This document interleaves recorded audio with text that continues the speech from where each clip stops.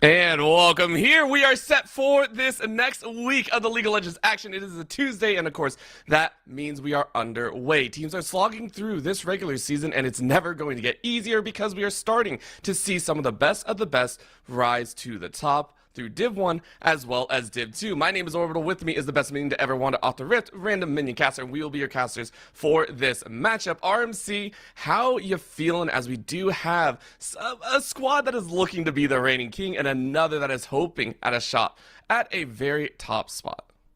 Orbital, you called it a slog, and I am ready to get right down into it, because as you talked about, Div 1, Div 2, it's all exciting right now. We are in Div 2 tonight in the East A Division, and as you said, this is a match near the top of the table. We've got ourselves tied first place Fanshawe College Fuel up against sole third place Cleveland State Vikings, and the difference between them, Orbital?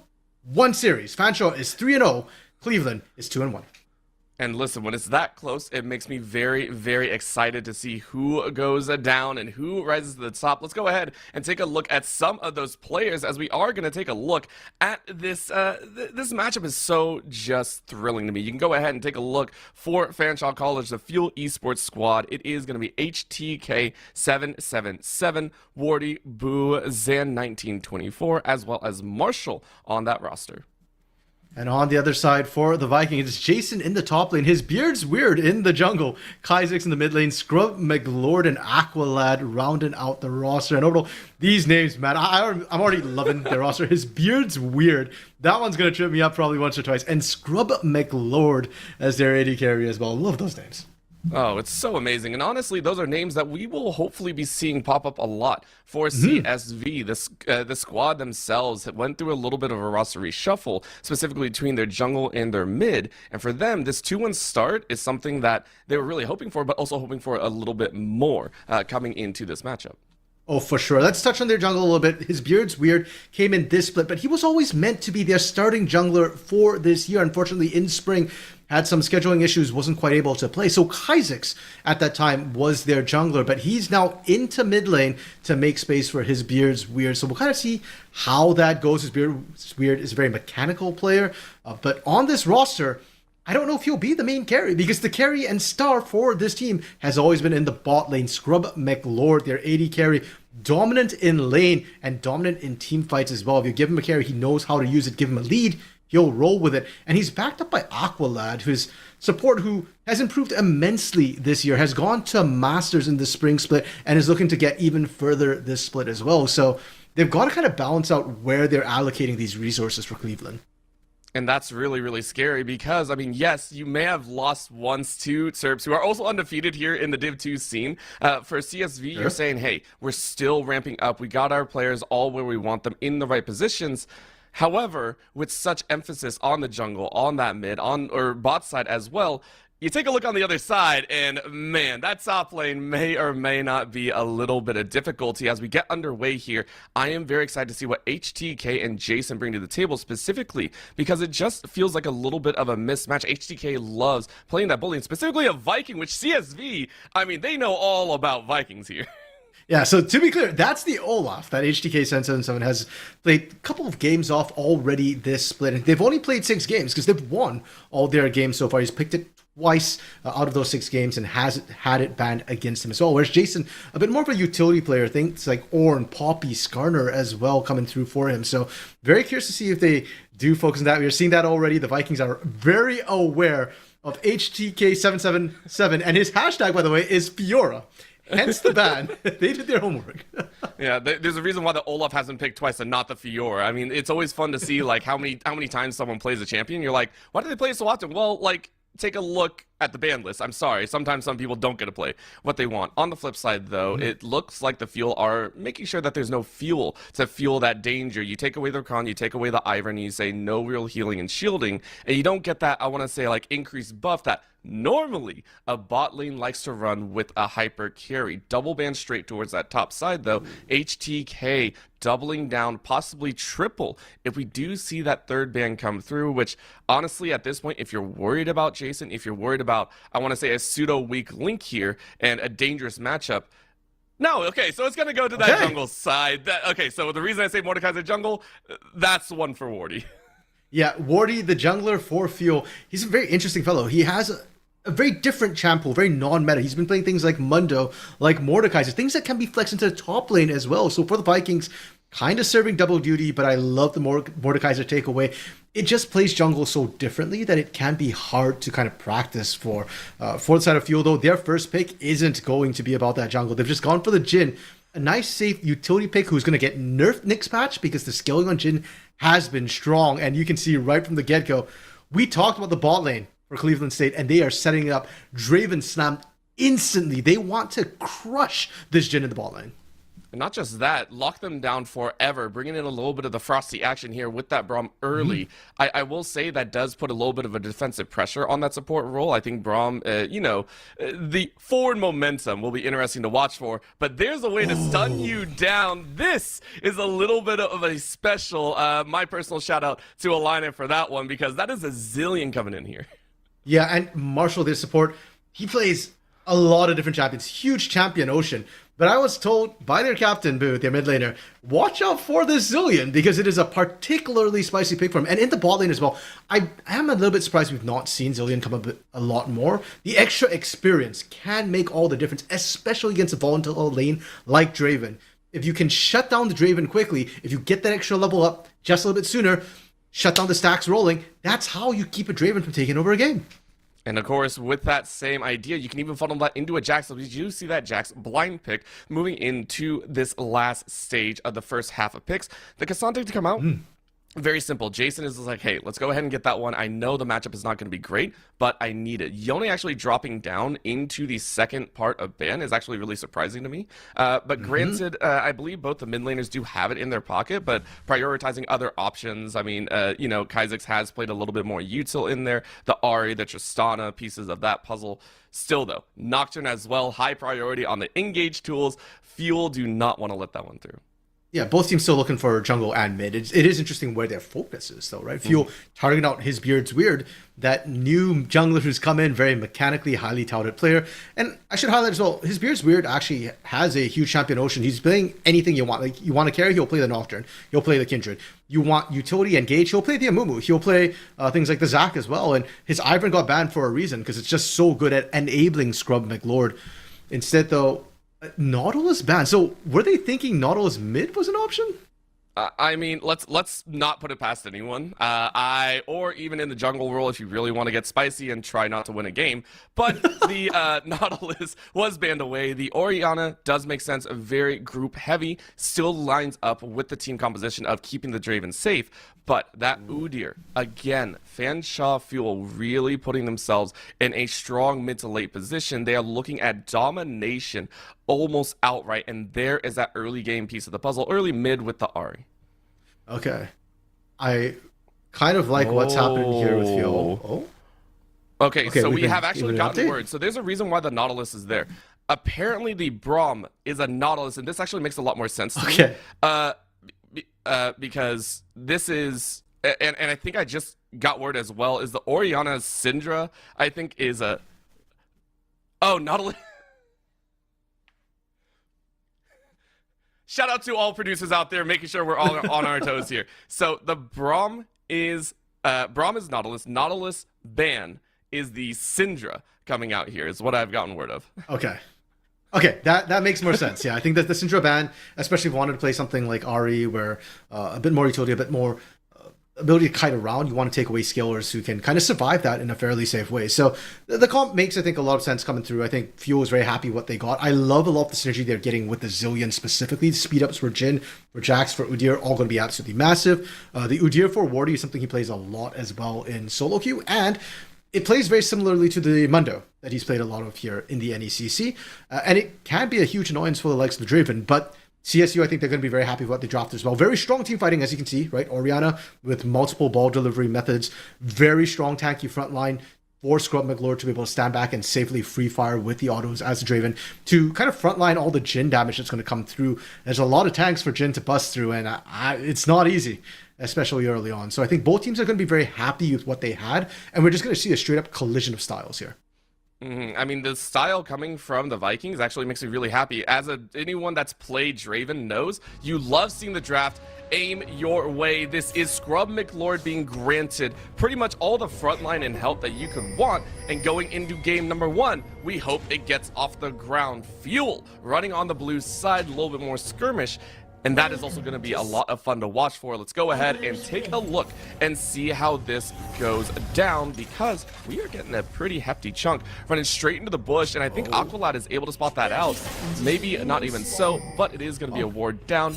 Not everyone hit the ward though, so the ward will live with 1. Yeah, only the 5 gold for actually pinging out the ward there. And for Fuel, I liked the idea, right? Send 5 all bot lane right from the get-go. Maybe you can ambush out the Nautilus Draven, but CSU gets there just a little bit sooner, gets the vision information. You're going to get a bit of chunk onto HTK as well as the wards in there to know where Wardy is going to be starting and what he's looking to be doing. I just want to say it should be illegal that a flag can do like 100 damage. I feel that's illegal on some. So this reminds me of the time that I ran into like a solo queue J4 support that would max out flag because it had AP scaling on it, or it does have AP scaling on it, and it's just terrifying. Like it's barely dodgeable, and you're just like, this sucks. It's a flag. It's not supposed to hurt, but it's a pretty fun one. So I don't know, bro. I feel like if you're American, is that not like how the American flag is supposed to work? You check with somebody and they just run away? I'm not gonna lie, that actually lines up. If anyone makes like a J4 American skin, I would be terrified. Jungler starting on the top side of the rift, though. They are going to be looking at moving towards that bot, which will be very interesting, leaning into whether that bot lane is prepared for the gangster counter ganks. And for now, I would like to see some ganks coming in early from his Beard's Weird. If he plays a similar way that Kha'Zix used to play, then I'd expect him to go down there rather quickly. He is starting topside, so everything's pointing that direction. I'm really curious if Wardy is going to be able to read that. Now, of course, we do appreciate your patience here. We are just hoping to get some of the technical difficulties set away, and of course, the game is still in a pretty comfortable spot. However, that bot side, I'm glad that we were able to take a look at that right before we left, because it was only level 1. Which to me is quite surprising. Normally it's a level 2 engagement where we see that big damage kind of burst out, especially with the Nautilus Draven. Level 1 exchange, though, actually netted the Draven a much lower HP score. Was that in the cards? Did you, is that something that a Draven Nautilus is okay with? A lot of it is more down to sort of the support range versus melee style matchup, right? If Nautilus can get in there, yeah, he can do a lot of damage, but especially at level 1, Nautilus is rather squishy, and if you ever miss that hook, Zillish is going to be poking you the entire way back. The bombs are going to be raining down as well. It's a lot easier to land that poke with those bombs. So I'm not surprised that Draven Nautilus is struggling a little bit at that level 1. I think the big focus for Scrum McLord and Aqualad there is they just want to make sure they've got the pressure and they don't fall too far behind on the level 2. That's the important part. If they fall behind getting that level 2, they get zoned off the wave, then Zan and Marshall just take full control over that lane, and they will never relinquish it with the XP bonus you get from Zoyan. Not unless we do see that J4 come down, which we do know J4s do love to bring out that little bit of early fighting. Level 2, level 3, you better see that flag and drag, and all of a sudden, death blooms across the battlefield, and things can go very much awry. With that thought in mind, though, we still have to wait a little bit. I think we still have, 3 more camps pretty much for every single jungler to make their way down. We are going to go ahead and get a little bit of eyes once again as they actually re-engage. Scrum McLord losing their flash topside as well, getting a little bit of duke out. So HTK and Jason having their own engagements. But man, this is getting a little bit wild here. HTK really trying to push this Cassante in. Yeah, and we should talk a little bit about the top lane. We touched on the fact that HTK and Jason, they have almost opposite play styles. And what's really scary with the Jax-Cassante matchup, Cassante wins out early, right? He gets that lane pressure. But if you're not winning early, it never gets better for you. Jax will outskill the Cassante and become an issue. So when CSU picked this Cassandra for Jason, I think a large part of the decision was we want to give you something that is low resource. You don't need a lot of attention. But if you lose out early, you're going to be in massive trouble on your own. And when you lose out earlier, you flash in heal, you get ganked like this one. Oof. Marshall was set up for failure. First blood actually goes the way of Might get another one? Nautilus, but the second might go the way of this Scrum McLord. It is not going to happen though, as we take a chase into that mid lane, as a mid lane engagement saw Boo dropped quite low. Kha'Zix though is allowed to stay away, and so is Zan. So only one kill in first blood going to CSU. And generally speaking, I think CSU are going to be very happy with how this game started. Oh my god. Okay, Scrum Lord, he should be fine. I don't think Zan has anything to actually follow up with. But yeah, Scrum Lord didn't get first blood. A little bit unfortunate. But let's not forget how the stacks work, right? You actually need to kill those minions first to get those stacks rolling.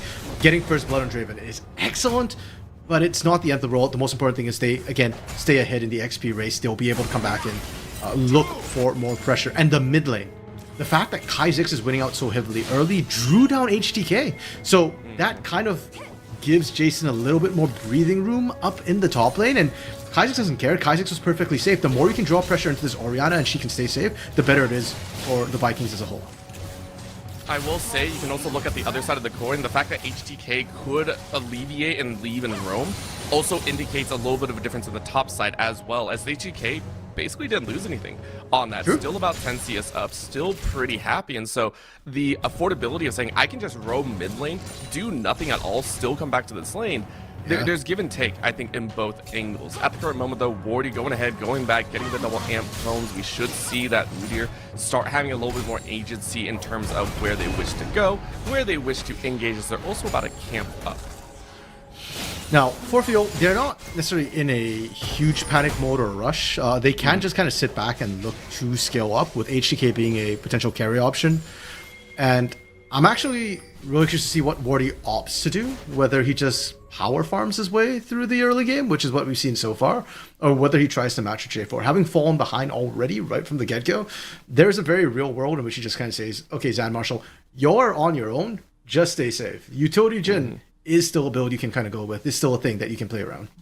I mean, isn't Static Shiv still like a primary build for a lot of these characters? You just go ahead, try and wave clear, you try and push out, and you just like negate the entire wave. It makes sense. Hey, if things go awry, the whole thing is don't feed. That's like literally rule number 2 of League. Remember, rule number 1, don't change the sins. You just never have to use it for forever. So it's like, it makes sense. And I would actually love to see if that falls in line, because for Fuel, unlike, I feel, taking a look at CSU, you have multiple options. If that Jax you mentioned gets off scaling, you don't have to worry about it. If Udyr takes off, you don't have to worry about that bot lane. If Ahri, which we've seen Ahri's, I mean, there's a reason so many skins are for Ahri right now in the Championship League. It's like, it makes sense. Will Zan like that? Probably not, I'll be honest.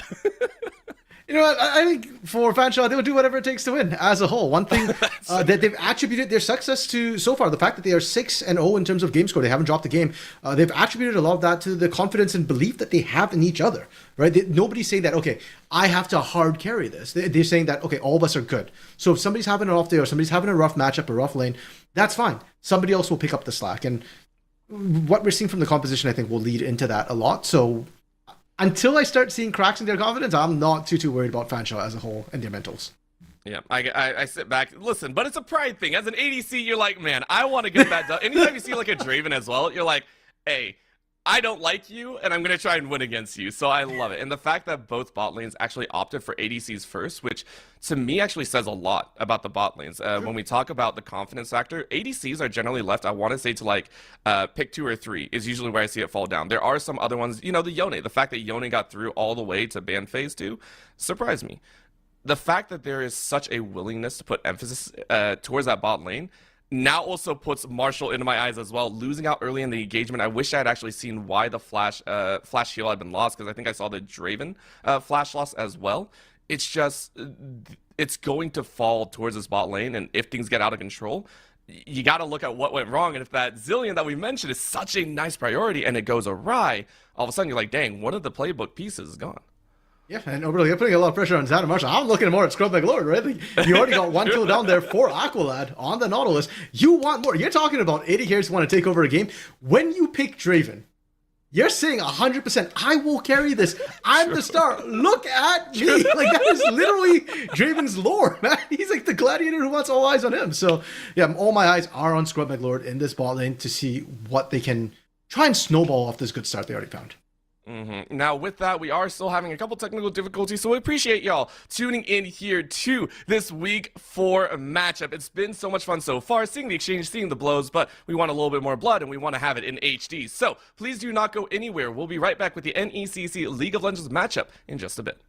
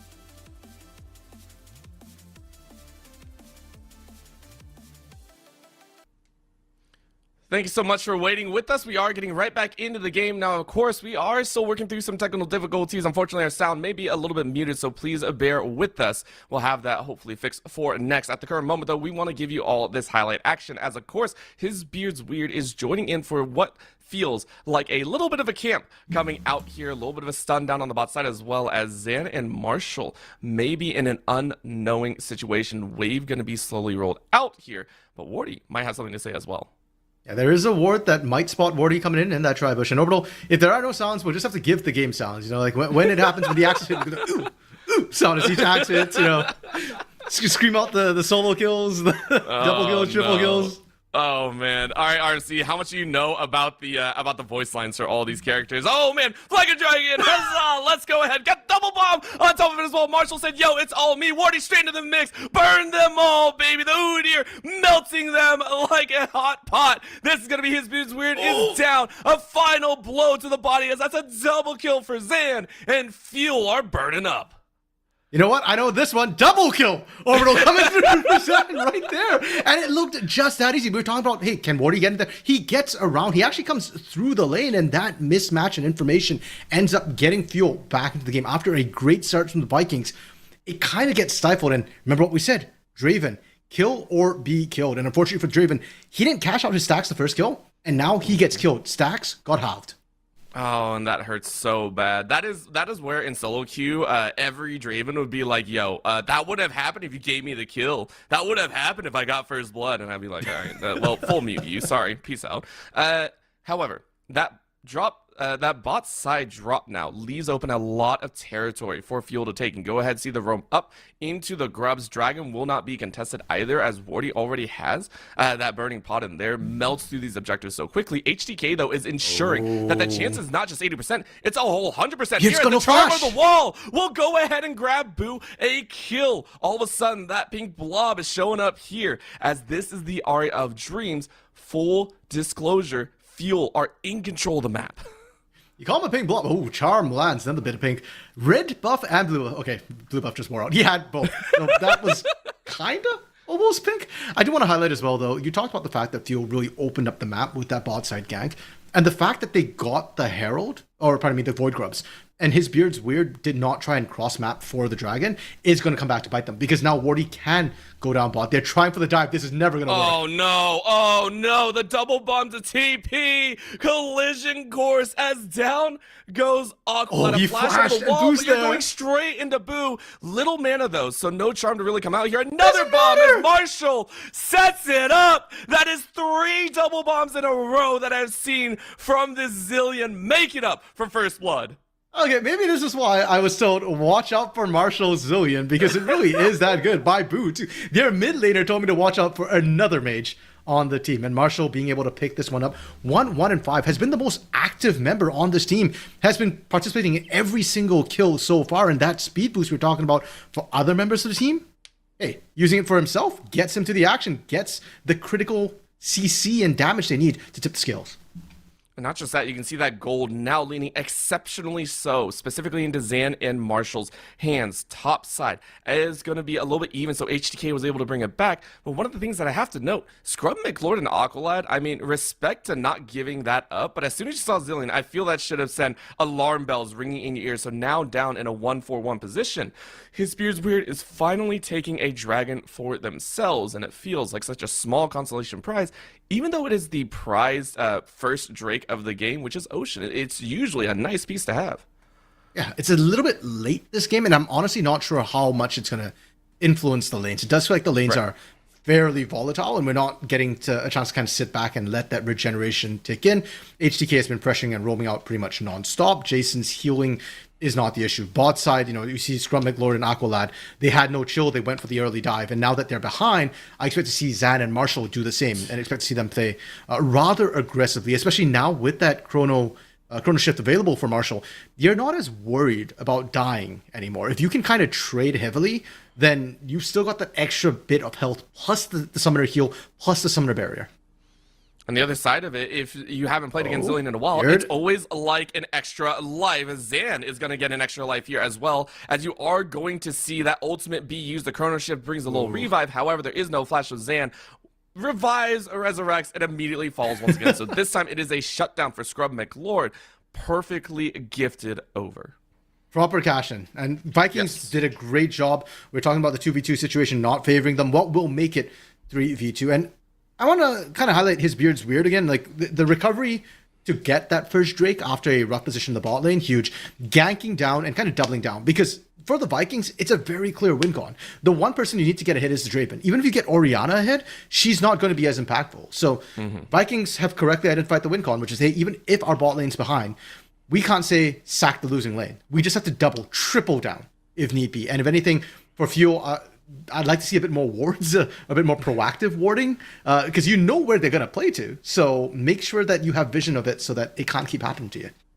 To be fair, that is what I think Zan and Marshall are going to do, and his Beard's Weird is like, I'm here, hi, thanks. Looks like we are getting a rotation shift as well, as lane swap has come in. Kha'Zix runs straight into a double bomb plus Deadly Flourish, and loses about a quarter HP, which is not bad. Here's the difference. Boo is now going to get the full Draven treatment until we see the rotation from Zan and Marshall, which is also going to draw eyes towards the top side, as this is now second set of grubs being taken, but Jason and his Beard's Weird are the first ones here. So Wardy just hoping you get at least one more, which you were not able to do, by the way. So the rest of the team is here. Unstoppable, by the way, but HTK is saying, yo, I'm actually fairly strong. Jumps in. Charm is not going to land, but to jump right back means his Beard's Weird is going to try and bring another kill, but it's not going to happen, because again, the Fuel are too dang strong. Bring in the curtain call, because this early game is done. The act is over, as it's 4 dead for CSU, and Fuel take the grubs.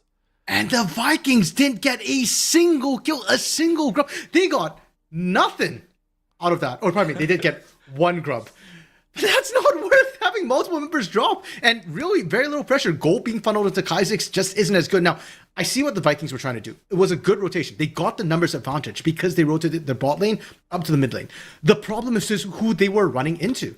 Jason and his Beard's Weird are so far behind, unfortunately. They can't front line for you. And you just saw how HTK and Boo ripped them apart. And Scrub McLord just got isolated, just found himself, unfortunately, able to be pinned down and taken out immediately. And that tells you that Vikings right now just can't play for either objective. If you play for bot side, equal numbers, you're not going to win. If you play on the other side of the map into the Jax and the Ahri, Draven doesn't have space to play. And to be fair, that was a 5v4. Zan joining in from cross map, that's all you have to do as a Jhin. We mentioned the support role of the Jhin from the early stages, now 3-1 and 3. By the way, a nasty carry in their own right. Kha'Zix had used that TP towards the bot side. CSU already knew that they did not have one of the biggest key ultimates. The whole reason that you pick an Orianna, the shockwave. Hurts to see for right now, and right now, for the Vikings, you are sitting there going, we're in damage control mode. Things have gone awry. We have already accepted it. However, the hubris for Scrub McLord is still there. You go ahead and first item purchase that one, and you're still looking for that DPS. I don't dislike HTK, though. We can't even show you that level of death. 3-0 and 3 for the Jax, as the Cassante has to go back to the drawing board. I almost feel for Jason, because it was like it feels like, okay, first time all game, I get to push out, and I get to pressure HTK from the previous sort of Void Grub fight. I've got the advantage. You push out, and Wardy comes from behind. Wardy was clearing the CSU topside jungle and just wrapped around. There was no escape. And now Scrub McLord eating bomb after bomb from Marshall right now. Now, keep in mind, Marshall doesn't have Chrono Shift. There is no heal as well. So the poke is good, but Zan and Marshall are not going to look to full commit to this just yet. Nope. And in that meantime, remember, Boo has quietly cemented themselves as a strong carry as well. 3 plates for their name. And the Herald hasn't even spawned. This influx of gold is starting to increase ever further as HTK takes first tower. To put that in perspective, that is a grand total of, I believe, 14 plates, or not 14, I can't count, about 9 plates in there, 8 or 9 plates. It's still a massive chunk, which is why we're seeing a 6K, 7K lead right now. Not even gonna try. Dragon being done by CSU right now. Fuel is collapsing for this. Yep. I mean, it's the desperation play, and it's not going to work, as that's a double bomb here on the back line, and the steal! You don't even get the drink! Gets the steal! You get nothing! You lose! That is what they are being told. Fuel, chase oh my for goodness, blood. Morty. They hold in on 3. Aqua Lad, you're on dry land. The river is not your friend. Jason just there for the celebratory wave, and Fuel are 15 kills in. And that flash from Wardy to me just encapsulates the entire game so far in a single action. Zero hesitation. They just go for the play. He gets the dragon. He gets that. Now Jason is left up a creek with no paddle. Just a raft at that point, punctured by these sharks, punctured by the fuel. They are running Roughshot and Fanshaw. This is the power of the 3-0, nay 6-0 game score squad. Yeah. Every single player stepping up. Not unkillable, by the way. The only deaths are in the bottom lane. And I really feel for CSU Vikings right now, because the game plan has gone so far awry. I don't know if their composition can actually even get back into the game. Normally, with a comp like theirs, you still have a mid game you can play through, right? Orianna Shockwave with that J4, try and flag and drag, get a combo off. But I look at Fuel's composition, and who can you get? Zan? Zan's going to be half a screen away, and he's got a Chrono Shift. If you put the initial burst down, even if you get the kill, as long as Chrono Shift is on, you blew everything, you didn't get the kill, the fight is kind of over for you. Go for Boo. He's got Spirit Rush. He's got Flash. You're not going to be able to lock him down. And all of this is conditional on the fact that, first of all, you land the Shockwave and have enough damage to finish up. And Scrub McLord can kind of convert some of those kills. That's not going to happen. Scrub McLord only has the hubris right now. He is not at the point where he can really take over the game. You contrast that to HDK, who's already got the Frozen Heart ready to go. Wardy, who's about to complete his second item, has a fully stacked Dark Seal. Yeah, you're just praying for Fuel to make a mistake right now if you're CSU. Honestly, the only proactive spot would be topside. No boots on the HTK, but the bot side is not one of your friends. Wardy inside the pit, but the burn is just too good, and that's going to lead the Chrono Shift to enable some safety. Look at that. Double kill, Boo, showing up, making a third. The final shot, give it over to Marshall. Nah, Zan took it away. Fuel. Fanshaw Fuel complete. The my goodness, the ace. Ace HTK, what the heck? Yeah, Fanshaw is not pulling their punches. They are looking to try and close this out as fast as they can, as clean as they can. And Orbital, this might just be a GG Go Knicks angle right now for Vikings. And I think you're looking forward to the next game. What do you take away from this game? Because the draft wasn't the issue. It just felt like a couple of plays went wrong. They doubled down a little bit too hard. I think just put Scrub McLord on something a little bit safer. They took the risky game 1 in a best of 3. That's fine. But on that game 2, it's win or you just lose the series straight out. So making something risky like a Draven, I don't know if that's going to be the call for game 2 here. It's not just that. His beard's weird, almost being forced. You and I were talking about this inside of the pre-show. The fact that there are some champions that almost necessitate some value of commitment, you know, and it's very obvious the win conditions with certain champions.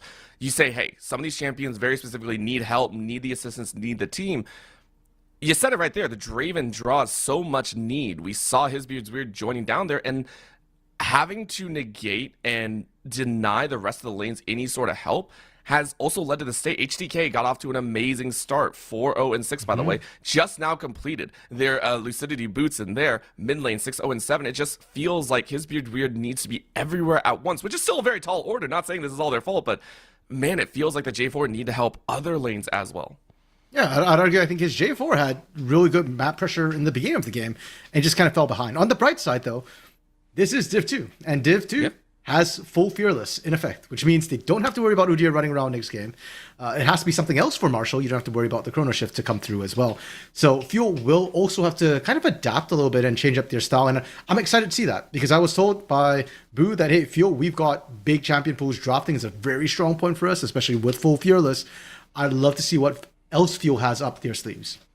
I mean, listen, if you want to keep that fire burning for a long time, you got to have a lot in storage. At the current moment, though, at only 19 minutes, we are above a kill a minute for the Fuel squad. A little bit of a bomb going down as Jason's able to slide their way out to safety. But this 1-4 push at the current moment allows Fuel to gather another. They're going to look at this dragon as HTK is just like, I'm going to do my own thing. You're not going to stop me. Your entire jungle will be empty, dark, and completely unplayable for you.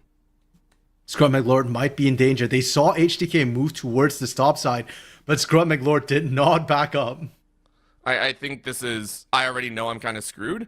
We're going to see what happens. One go. or two minions, and I don't even think it was known. A quick stun. A Scrub McLord does have flash, does have barrier, by the way, but can't use it. And with that TP in as well, means HTK gets a jump onto Kai6. Kai6, you just gave a godlike Boo another kill, double kill. HTK starts the engagement, but Boo is the recipient. Not gonna lie, I think Boo, as you said, was the recipient. Like, he just came in and he managed to clean up, but it was all HTK's work. I think HTK could have had the 1v3 situation and picked up the triple kill. I love the way he just hopped onto Kai6 and said, hey, you want to walk up here? You're in range of me. Yep. I don't care about your ball. If you can move your ball towards me, I can just jump right onto you. And his beard's weird, just unfortunately has fallen behind. He is so far behind, he just couldn't do anything to HTK in time. And now with those multiple members down, it allows the rest of Fuel to just push up, get that chip damage onto these turrets. And the moment one of these inhibitors goes down, it gets so much easier for Fuel to pressure everything else. It would give them basically a free Baron at that point with supers pushing up lanes. Quite honestly, they only really need one. If the Baron is what they're looking at next, which some of the wording suggests that CSU are saying, yeah, we got to be worried about that one. You can actually just take Baron power down one lane and be like, I don't even care about the rest of the inhibitors either. We don't need to take everything. We're so strong. I mean, you have a 15,000 gold lead at 21 minutes. That is wild to say. And you can see every single laner is pretty much collecting 10,000 gold on Boo. I'm not even going to talk about that because, I mean, you're 1-7 at this point. HDK is farming a minion. Genuinely, yeah. I didn't even process that Scrum McLord was up there till the death feed came up, and I was like, oh, yeah, he picked it off. And now Vikings, decisions out of their hands. I was wondering if they would contest a Baron, because normally you look at Baron as a possible comeback area where, hey, maybe teams kind of get chunked out a little bit. They've got the debuff rolling. Maybe we can win a 5v5. I'm going to be honest, they can't. But if you are going to go for the Hail Mary, that's where you go for it. And if not, then you play that slow, strangled out death. Oh, the body block of the axes feels pretty good, but HTK are like, yo, what's up? A quick unstoppable, though, means Jason is not going to eat their fifth loss, or their fifth death of the game here, but it feels ever so difficult to do anything. Literally, the entire map has been Fanshawe Fuel's way, as itemization-wise at 10k, by the way, is looking good. Boo is about to pick up that Rabadon's death cap, I think, was just shy, maybe about 500 gold or so.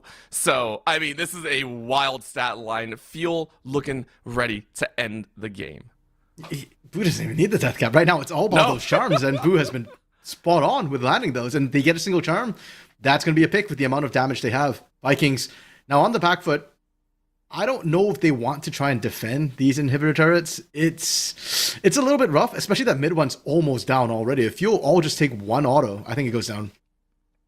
I mean, an auto from a level 15 Udyr is a lot to say. For reference, his Beard's Weird's only level 10. Like, the chunking that comes out can be wild. However, Chance in the mid lane, his Marshall's actually locked in Cataclysm, but you have Chrono Shift. So it's like, well, yeah. I don't care. I'm sorry. Now, did you have to use it on support? Yeah, it sucks. However, it doesn't matter. HTK is like, yo, that opened up a lot of space. In goes another Ruin the Deadly Force she's able to find, and down goes the mechanical machine in the mid lane. Open up the curtain call to put a stamp on the end of this sonata, this song, this dance that is played on Fanshawe Fuel.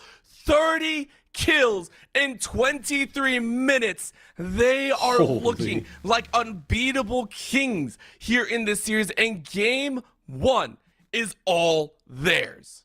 You know, Orbital, you talked about fuel. And the thing with fuel is that it burns fast, it burns bright, it burns hot, but it don't burn very long. So, for Fanshawe, I don't know what sort of fuel they have. Up in Canada, we're having fuel shortages in some areas. Hopefully, it not in Fanshawe as part of Canada here. But yeah, that was an absolute smackdown. But again, it's full fearless. So they don't get the champions to do it again. The question now is how both these teams adapt. For the Vikings, they just need a mental reset. Forget what happened in game one. Too many things went wrong too fast. Just change up, play a little bit safer, and it's a new series. For Fuel, they need to not get too bloated on those 30 kills in 23 minutes, and they need to kind of calm down. Job is not done. One more win, at least, to go for Fanshawe.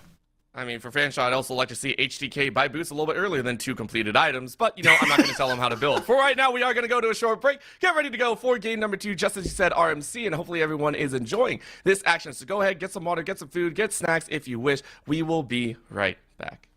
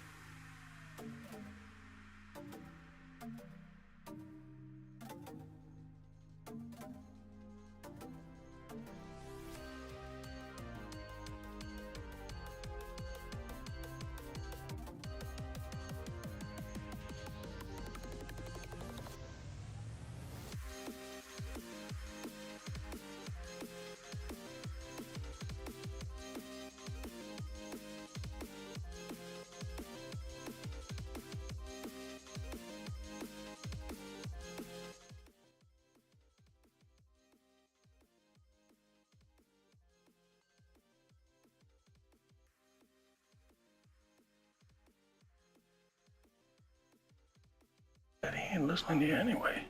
I'm hungry. No, not in front of you. Put it away. Put it. I can't watch it. Oh, crap. Just reach in. You gotta pull it. Just grab it. Just take it out of his hand. You just. What do you mean you can't? He won't let go. What do you mean he won't let go? He's dead. Help me. Get in there. Now just hold on. Make him let go of it.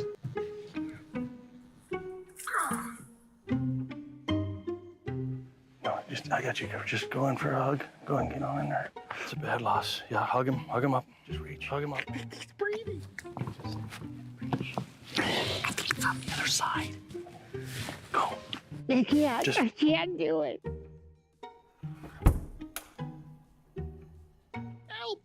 Help me, Lord. Help me get over this loss. I can't breathe. Yeah, I can't breathe. I'm so upset. I can't breathe. Stop. You knock on wood so they go to heaven. It's like a lucky. Hey, get the stick. Hey, did you get the meat stick? Yeah, I got it. Hey, just hold tight for a second. They're moving the casket. Just hold tight. Yeah, that's no worries. I got it.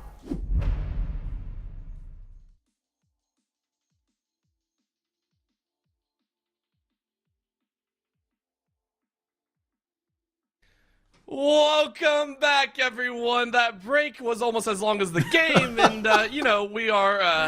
we're here. We're here. Fanshawe Fuel deserve every single bit of respect, of hype that we have seen here in this Div 2 matchup. Because my gosh, 30 kills uncontested, 3 unkillable demons on their side, top, jungle, mid. The only spot that we saw any sort of mar, which was literally just like a scratch on the leg, was bot lane. Fanshawe Fuel, amazing performance.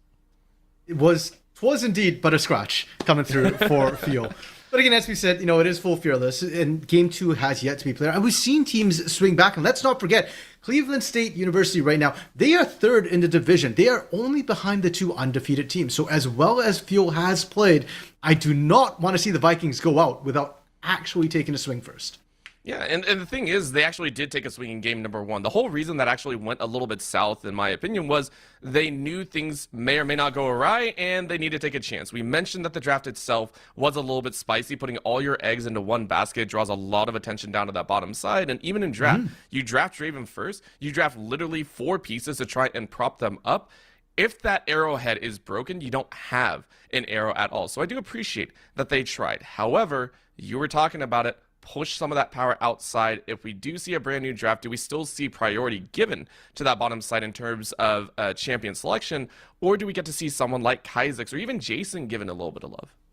And if that's the question we got to ask, then let's talk about those solo lanes for the Vikings. Because Jason, I don't know if it's in his wheelhouse to be the carry that the team needs. And when I spoke to their general manager Shoes, he kind of told me that Jason's a funny guy and that he either solo kills or he'll be solo killed, one or the other. And when we look at the performance HTK 777 put up last game, I don't know if you kind of want to take that risk in the top side right now when HTK feels like he's on fire. I think if you put Jason on utility, that might be the right call. And Kha'Zix is then the big question mark. And let's not forget, Kha'Zix, we mentioned before game one, he role swapped from jungle into mid. This is not his native role right now. And considering it wasn't, I thought he played the Orianna very, very well. But well enough to be the carry for the team, Orbital, this early in the season? I don't know. Maybe in playoffs. Maybe give him a couple more games. And yeah, I could see Kha'Zix take on that responsibility when Scrub McLord can't be the main carry. But we're only on round 4, week 4 of the NECC fall split right now. And it feels very, very early to me. Well, then that leaves one player left. I love you so much, Aqualad, but you're a support. I can't give you the credit of being the carry. That leaves the new mechanical wonder themselves. If you can't change the lanes, do you actually give his Beard's Weird a chance at the carry role? The J4, we give a lot of credit, had some opportunities. Early game, was making the right moves, was challenging correctly. And I don't blame junglers for unfortunate scenarios where the enemy jungler is there as well. Here in game 2, I do want to pose if his Beard is weird, and if his Beard's Weird is given a weird champion pick as well. We are still on the same side. CSU have opted for red, which, given the counter pick options, may be kind of nice to have. And his Beard might be weird, but his champion pool isn't. If you're talking carries right now, things like Zyra, things like Lilia are things that I'm wondering, like, does he want to play that Brand, who we've still seen pop up in pro play as a carry option. For now, though, CSU has still opted to stay on the red side for this game 2, and I don't hate it. I don't think the B1 Jhin was what made or broke game 1, and I think counter pick is a very strong option to have. Now, keep in mind, in game 1 draft, it was a J4 R5 pick to come through from his Beard's Weird.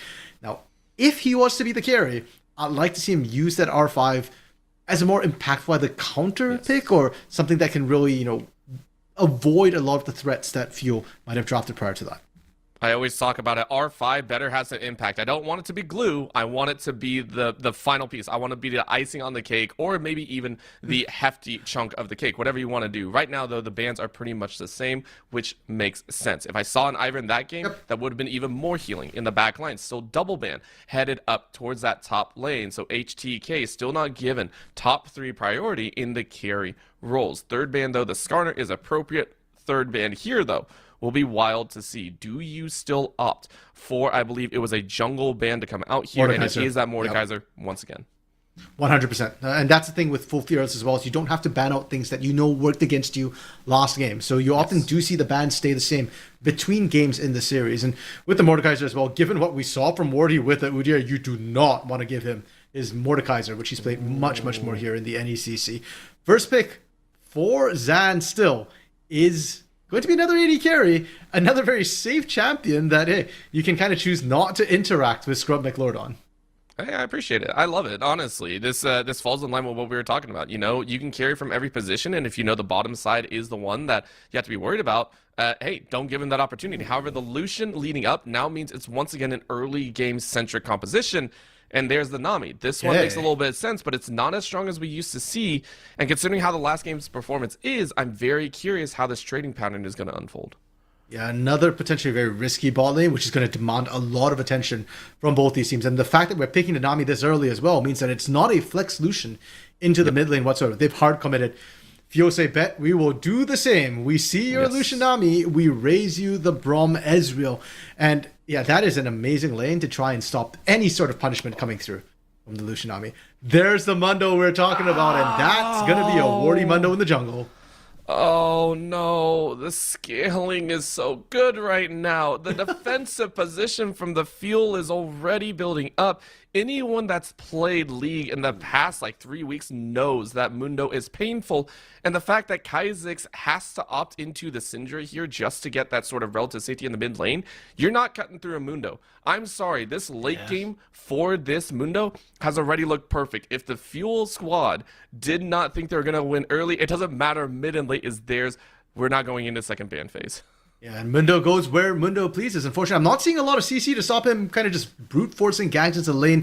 Syndra, she's not exactly short range necessarily, but a lot of her long range comes from the scatter of the weak, being able to stun people from like what, half a screen away almost. Yeah, that's not going to stop Mundo. And then the rest of your abilities are not as long range, so he can kind of just run at you. Same with Lucian, same with Nami.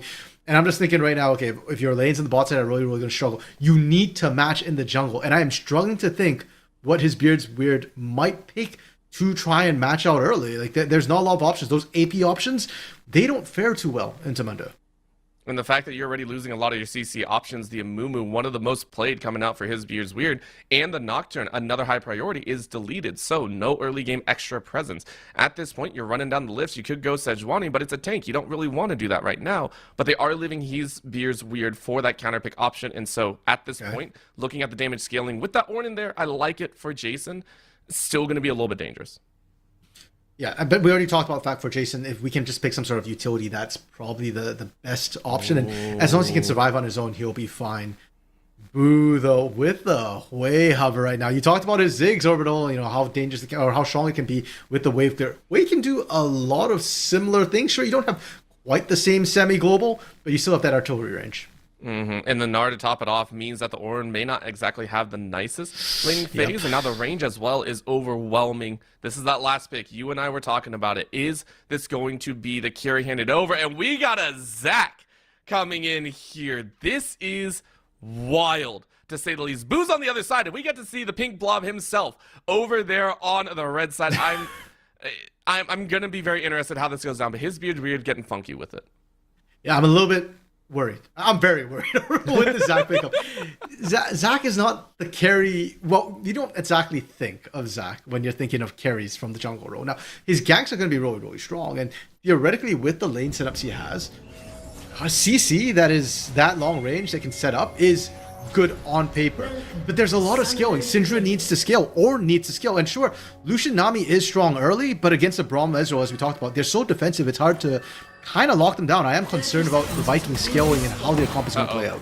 Oh no, Kha'Zix, you can't stay here. I'm so sorry, you're gonna have to flash, and you're already getting routed as Boomerang goes out and actually attacks Kha'Zix on the back end. That already doesn't bode well for the Survivor. Nope, not at all. And Morty, I fully expect to see Morty just walk into mid lane in the next 5 minutes, and Kha'Zix just does not get to push past the river at all. Nope. I will Jason? say I respect the current situation of Boo being on the other side. Shout out to Dragon Ball Sparking Zero. Awesome game. I'm terrible at it. Jason, though, this is a bad situation. Jason decided to try and walk away. Might have to bring Flash or might just die. You're gonna go to the bad side of red buff. Flash over the wall. No, but now his is weird. Is in a bad spot as well. You're gonna lose cell division so early. In comes Kha'Zix though, saying, "Yo, I'm a piece." And gotta help out. One more chunk, one more auto can do it.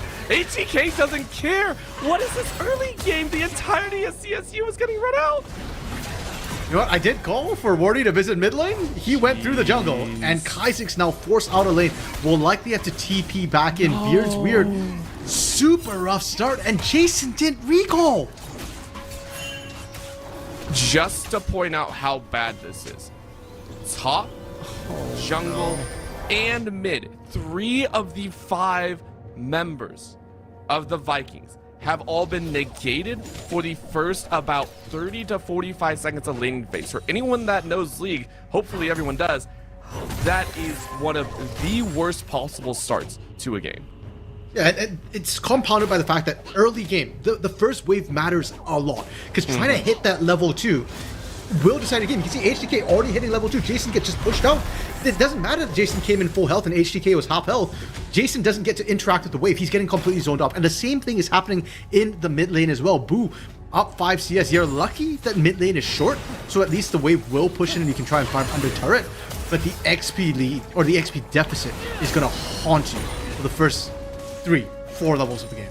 And not just that, you lost out on summoner spells. Because of that, Boo gets first rights in how you want to rotate, how you want to play this, and how you want to use your TP as well. All of these things are basically us saying, CSU need to lock in. Like, this early game, you gotta lock in, you gotta make sure you get things right on track, or else your early game that you were hoping for is going to be negated. Massive waves stacking up here on the bot side, though, as Zan and Marshall are looking to be aggressive on, as that's a level 3, and anyone that's played against the Nami Lucian knows this is their prime point of aggression. Marshall Zan doing a good job making sure they didn't fall behind on the level 2 as well. And like we said, once you kind of hit, once you with the Ezreal Braum, you can kind of sit back a little bit, just don't interact and just try and farm up from the turret. Marshall doing a great job using the Unbreakable to break the combos that Lucian likes to put down.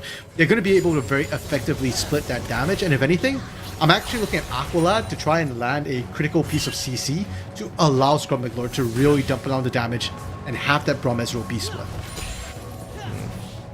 For right now, we are seeing a little bit of that hands from his Beard's Weird. After that early aggression and that early shove out, we have seen a little bit of stabilization, even being granted a chance at getting some wards down. Meanwhile, HDK on the top side still winning out in the HP trade. I only mention that because we're seeing an early recall from Jason once again, giving HDK massive opportunities. And no, Jason is forced to actually stay.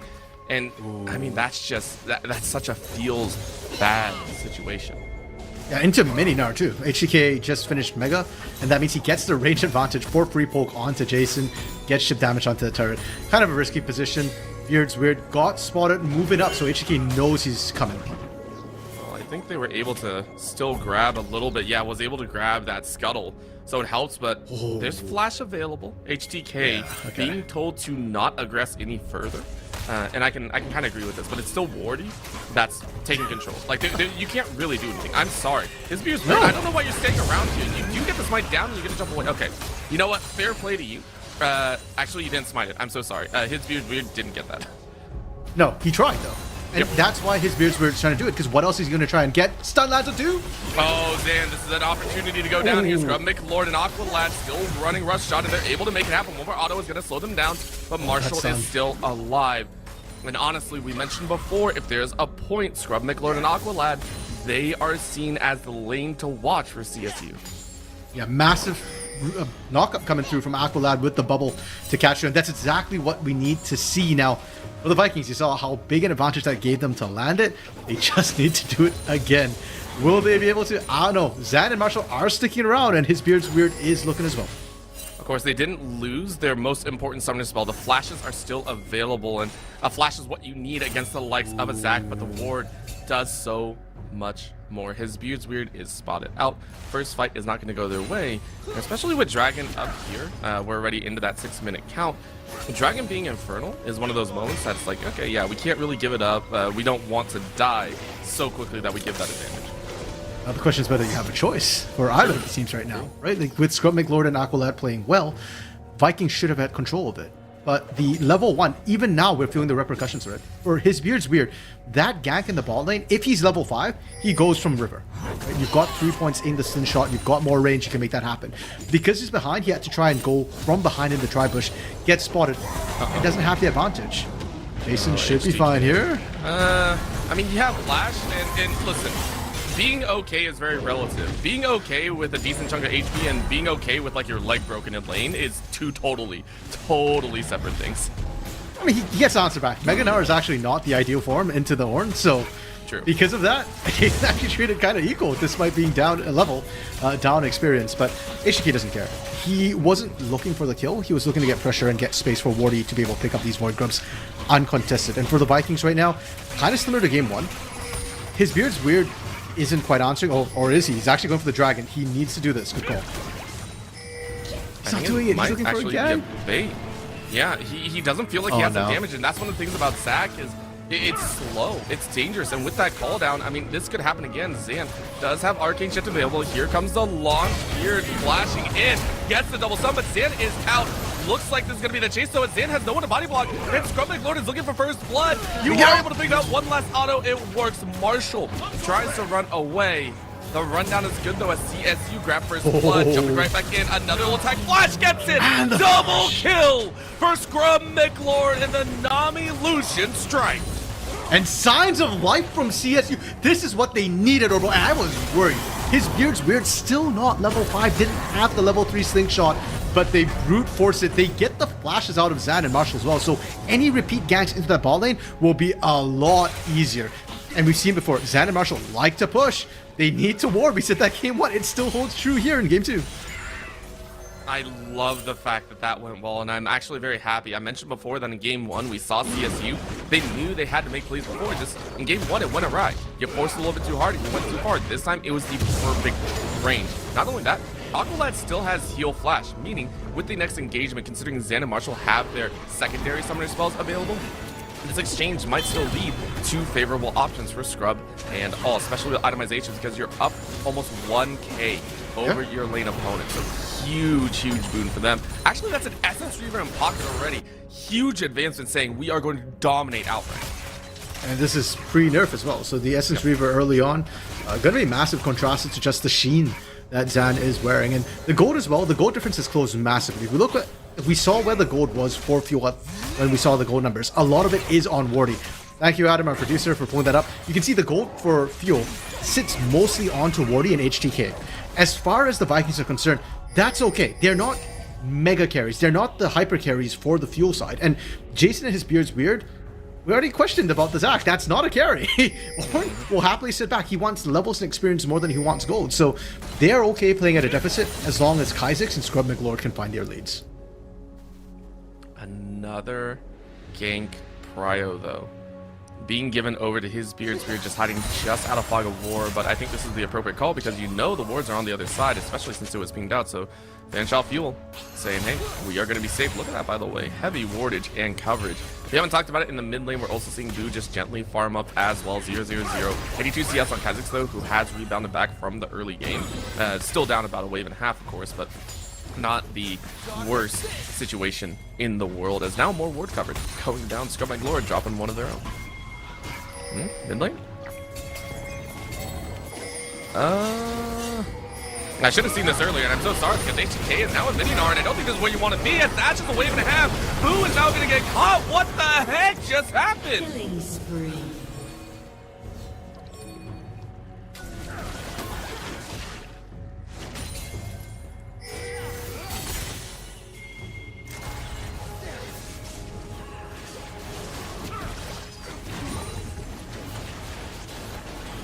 Oh my lord.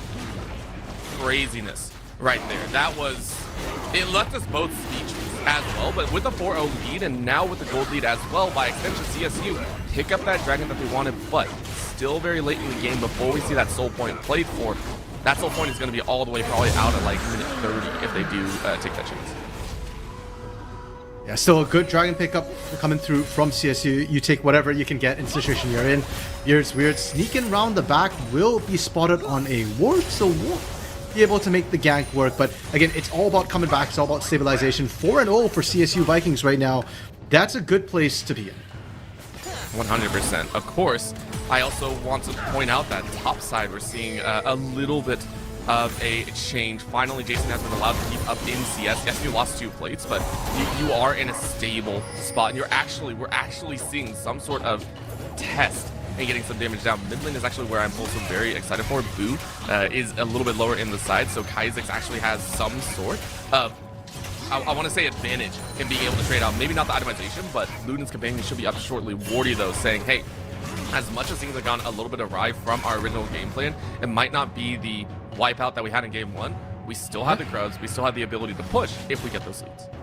And if we recall back to game 1, yes, the scoreline ended up heavily favoring Fuel, but the early game actually kind of went the way of Vikings, and it was Scrub McLord and Aqualad and his Beard's Beard who made things happen. So far in the game, it's a bit of a repeat of what we saw in game 1, but a much more extended, I guess, or a later advantage to CSU Vikings. I'm still waiting for Fuel to kind of really turn things on, and it was in some of those early team fights, the 4v4s, where they really started to take over. They can still do that. We just haven't really seen Wardy get too involved anywhere yet. I also feel like they don't feel like they have to. If we take a look and remember how they played in game 1, it was like, hey, we know we want to get up and ahead. We want to get scaling. Or we want to take over advantages. This time around, they have scaling to their own name. Boo wants to hit those item breakpoints. HTK is going to get pretty tanky, and especially Wardy. Wardy's like, yo, let me scale. I don't even worry. No one's going to cut through me. So I'm very curious if their mindset is also what changed, and maybe it's CSU that are playing a little bit too slow. However, the exchange is going down, leaves everyone just to try and recall, get their items, and get back neatly. I'm actually not so confident in scaling from Fuel this time. I do think they have good skilling with the Hui. Dr. Mundo, as you rightly pointed out, is going to become an absolute unit, and Ezreal as well has a lot of late game damage. But with an Ornn, the calculations get a little tricky. Because, yeah, they've got Syndra, too, who does scale incredibly well. My big question is how well this Lucian's going to be able to play out the latter half of the game. For now, the Essence Reaver is going to be massive, but I do suspect he's going to need a Blade of the Ruin King later if they want to be able to scale up into the late game. Well, and also, I do gotta say, I wouldn't be opposed to also seeing a Grievous Wounds tax early, just at least on, like, someone to try and help out this Mundo. It's not the worst thing in the world. It's not... I wouldn't say it's advantageous or the right call to make, but it's like it's a nice insurance. Like, please do it. Okay. All right, listen. You need it against a Mundo. All right, I like it. Listen, my colorcaster says it 100%. Hey, I made the right call. I called it out. Yes. His Beard's Weird still down on the bot side though, still applying pressure with heavy ward coverage. They are keeping Marshall and Zen directly in the dark every single time. Okay. Well, Wardy right back to this top side. It's been the bread and butter. I think Wardy has spent more time in this pit than he has in any lane right now. And overall, that's why I said I need to see Wardy kind of get a gank off before I get an idea of how Fanshawe is doing this game. Because the laning is still fine. They are still having leads in most of their lanes so far. And with the Herald, now Wardy has an automobile to get into lanes. There's no reason why he shouldn't be in lane, even if it's not a gank. Of course, his Beard's Weird sacking the CS department almost half of what Wardy has right now. 71 in the bucket. Still needs to do 12 camps if they want to look powerful. But of course, they're not worried about the camps. They're worried about getting these things down. Huge slingshot underneath. The wave comes out, and Marshall will be annihilated, destroyed underneath the tower. As this advantage for CSU will continue to compile 4-0 for Scrub McLaurin. Really clean dive coming through from the Vikings. You'll love to see it. The cell division not even being popped by his Beard's Weird means that we can go for these reganks, and most importantly, first turret going the way of Scrub McLaurin, and he's now unleashed onto other lanes to make something happen. And yes, Adam, our producer, we see that Wardy still hasn't ganked. The best part is Wordy also went with the hard steal, and it's sitting on 0 stacks. Like, I kind of want to time how long he's gonna sit on that at 0 stacks, just for craps and giggles. But it. Yeah, he's hyper-fed. By the way, I do want to highlight too though that Wardy is 4 levels up from his Beard's Weird. So as much as we're wishing for Wardy to get into the action, it's not like he's not doing anything. He is powering up insanely hard. But League at the end of the day is about taking the enemy nexus. You gotta get involved some point. I don't even care that Dragon's up, by the way. I don't even care about that right now. I don't even care if HTK wins. I just want to see a jungle Mundo flame Horizon as Zac, because that would be absolutely glorious. Right now, it's a charge straight down mid lane, though. And the Skeld is going to be popped open. Tower is going to go down. The board is like, yo, what's up? This is mine.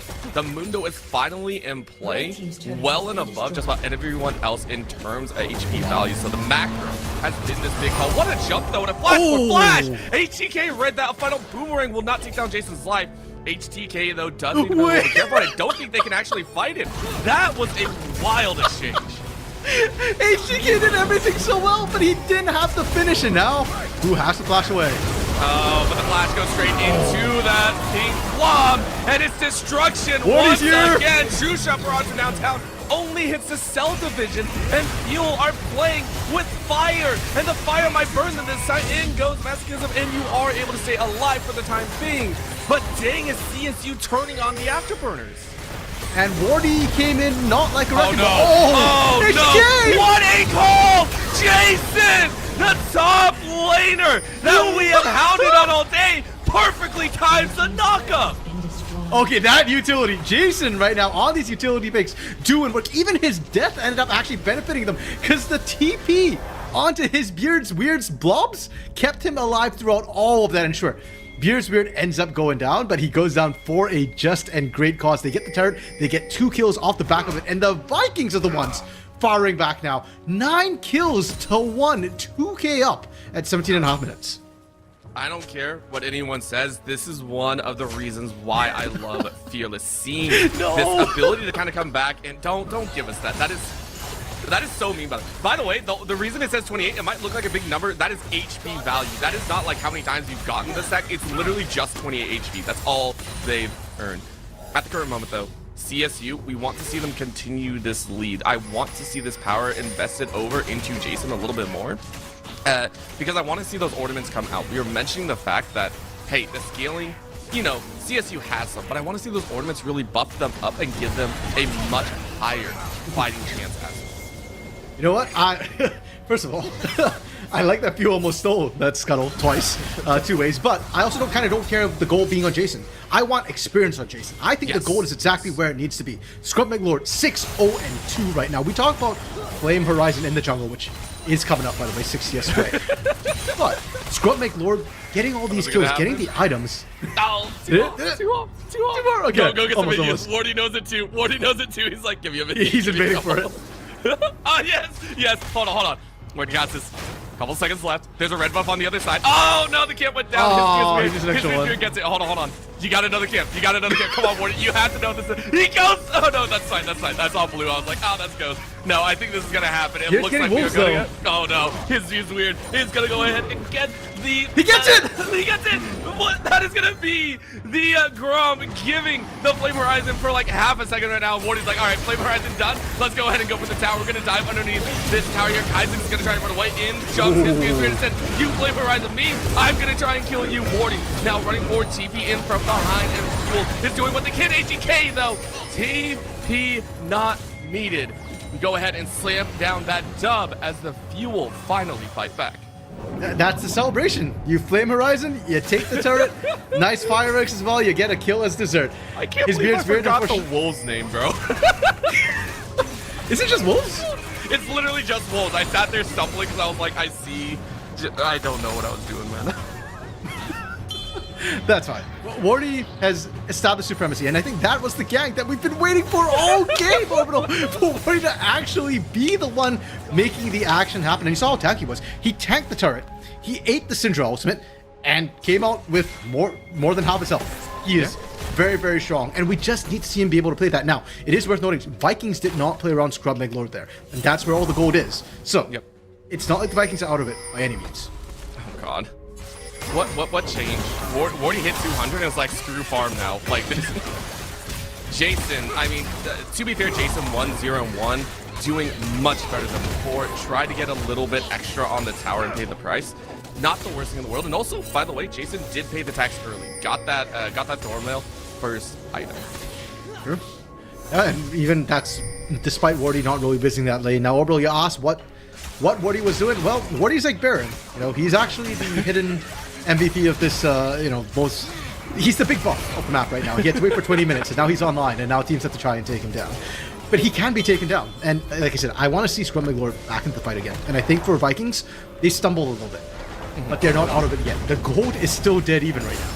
Oh, and honestly, that gold is very, very deceptive. Scrub McLord miles ahead of just about anyone godlike here in game number 2. Oh, no. No. 10,000 gold. Yeah. Almost 3K above anyone else on their team. Yeah, 1,000 more than Wardy. Almost 1,500, almost 2,000 more than Wardy. And Zan, unfortunately, is behind as well, so he's not doing as much damage. All right, the Painter did miss, though. That is going to be the difference. His Spear's weird, though. No cell division, meaning this Dragon is going to be very difficult to fight for. Thankfully, Wardy has that negation of that TC, but his Spear's weird now is in cell division, but what a knock coming in. It is going to be done, so as Jason doesn't get the second front. They're trying to save the second front. Possible TP coming in. Wardy, though! The 200 CS monster! Flame Horizons, literally everyone in the game. Backside fight though, Scrubber Lord has to run, trying to save the Naga. 18K says you got the gold, you didn't spend it. 1,000 gold shutdown, and it's an ace for Fanshop Fuel. Fuel have Wardy. Vikings have Scrub McLord. They are not the same. Scrub McLord cannot 1v3. Come on, guys, fist bump him. He carried the fight for you. Oh, come on, Fuel. No respect handed to the monster themselves. We doubted, and quite honestly, I was starting to not believe a little. And then I remembered what happens whenever we see Mundo. Mundo goes where he pleases. It doesn't matter that the score is 10 anymore. It doesn't matter that we are seeing, the towers go a little bit even 3-2. The gold swing that went right back in favor has now been spread out, not from just Wardy, but into HTK, into Boo, into Zan, Nye, even into Marshall, who has a 50 or like 20 gold lead over Aqualad. That's a fake lead, overall. Come on. I had to give Marshall like some credit. The body block there was pretty good. True, the body blocks were Giants being taken by Vikings. Fuel not even looking for it. They want the fight. No, it's possible. Why would you want to fight that? Instead, you try and get the kills. True Shot Barrage goes off into freaking Narnia, so we don't worry about that one. But CSU, they are trying to get back into this, and again, they have their own points of power. Scrub McLord, optimizing though into that more just kind of crit style build. No Bork in sight. And that's why they're having such a big difference in style right now. Mundo goes where Mundo pleases isn't just like a trite phrase we say. That's literally his playstyle, right? And you can see that he doesn't need his team to back him up. Whereas the Lucian does, Jason gets caught. Whiplash. I mean, poor Boo is just trying to land an ultimate, by the way. That's two that we've seen just go airball, and it's very difficult to land. Of course, the culling isn't that hard to land, especially when you have an Navi wave. In goes the body block, and that is actually going to be contained very nicely down. Marshall will sacrifice their life. Oh, Wardy's coming? This play, and Wardy is coming in, but do you actually want to challenge a 5v3? I respect the idea of no, especially since Zan is going to try to hold off the wave. No snipe to land, and Zan's just going to keep pushing. TP actually being used. Oh no, is this going to be stopped? Stop it? No, it doesn't collapse. Boo doesn't get that. Instead puts himself in a really bad spot. Scrum Lord is able to punish it out. HCK is able to get the slam, shoving at the wall with the Gnar, and that CC brings Wardy into a rampage down the tower dive. It's gonna come out, a bundle axe to the back of the head. Sashimi is on the menu. It's a double kill for Wardy. He wants more, but it's tank v tank at the current moment. Instead, you'll settle for the tower. And Zan able to finish off Kha'Zix in the jungle, running away from the fight, gets the turret mid lane as well, and that series of events overall, that for Fuel is not just the mechanical fight style we've seen come through in game one. That was actually a really good macro decision from them. You were talking about 3v5. Did they fancy those odds? Maybe not right away, but they were buying space for Zan to just push mid lane, and the moment Vikings got distracted, the moment that became a 3v4, yeah, Fuel like those odds. 110%. Wardy, 120 CS over. This is a lead that you normally see in the top lane, in the mid lane, maybe in the bot lane, in the jungle. This Mundo is something to be feared. Fanshaw Fuel talking here in Div 2 saying we are going to be kings whether you stand in our way or not. Quick check on items for Vikings here. Nothing to cut through that huge tank that is Mundo. We're starting to see, the Last Whisper being built onto Scrub McLord, likely building into the Mortal Reminder. But no Blade of the Ruined King. No Leandries. Nothing to really shred this tank. And for the Vikings, I do think that's what you need to focus on. You need to get that ASAP right now. Until you get the Blade of the Ruined King, I know heal cut is important, but at this point, like percent health damage, I think is even more important than that. You've got at least Jason for heal cut. It's not the best way to apply it, but Jason doesn't have enough percent health shred. Okay, there we go. Leandri's, okay, fair enough. On his beard's weird of all people. I don't want to let you. I want to posit a question to you, by the way. Scrub McLord did itemize that, and there's heal cut as well onto Scrub McLord. I do want to talk about this a little bit. You see the armor pen coming out from the Lord Doms. Wardy is actually building a lot of MR. Instead, you take a look down their list, Heartsteel and everything. Like that's all MR based, isn't it? Heartsteel is just straight health. No, but there. Oh, it is armor. Okay, no, I was thinking of a different item then. I do. And either way, the thing is you want the percent health shred anyways, because you're building a ton of just straight raw health. So that's the most effective way to deal with the Mundo, and this Mundo pick coming through from Wardy is doing so much work. You can see even Kha'Zix. Nobody can lane against the Mundo right now. Jason gets cut by percent health shred. If you're the Lucian, if you're the Syndra, she just runs you down. You need two people to stop Wardy, and Wardy isn't even the primary split pusher for the team. That's HDK. HTK building out that wit's end as well, plus Black Cleaver, the shred of everything is what they're moving on. In goes another let's go. shot and a bounce. That's huge. Look at the shielding though. Marshall, the guardian of the gates, the Fuel are now chasing a double slam into the wall. What a painful force. That will be Zan to shut down some kills, and the ace will run through so easily. Scrub McLord can do nothing but run for their lives. An axe to the back. Wardy is dominating. You are put 16 under. And Fuel has secured game number 2. Early game looked weird. Mid looked great. End game is all Fanshawe, and they will take the series 2-0 here in week number 4.